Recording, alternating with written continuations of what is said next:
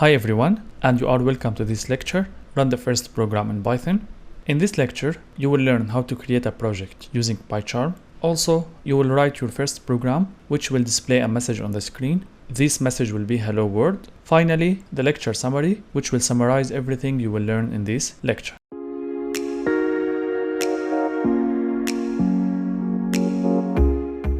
When you open PyCharm, you will see a window like this. To create a new project, go to File, select New Project. From this box here, you have to select the directory in which you want to save the project files. Open. In my case, I will select Desktop. In Desktop, I will choose Python course. I will select OK. Then Create. I will choose this window. And I will wait a little bit until the project is created. Once the project is created, you will find here in this area your project files. Now we don't have anything except the virtual environment of that project. We will talk about this later on. Right click here, select New, and then select Python file. In this way, we will create a file in order to write our Python code. Give this file a name, for example temp. Enter. This will open a new file for you, and this file is empty. You can write whatever you want to write here.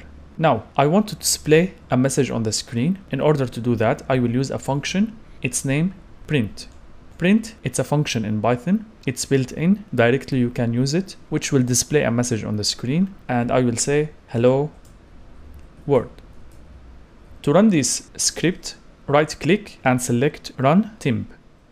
This will run this code and directly you will see this message here, Hello World. If you do all of these steps without any problem, this means that you correctly installed Python and PyCharm IDE and you are ready to start your journey with Python programming language. Now let's recap what we have learned in this lecture. First, you have learned how to create a new project using PyCharm. Second, we write our first program in Python, which display a message on the screen. And that's all for this lecture. Please refer to the PDF file, Run the First Program in Python Challenges, in which you will find some challenges to practice what you have learned. Thank you very much for attending this lecture, and if you are available, join me in the next lecture.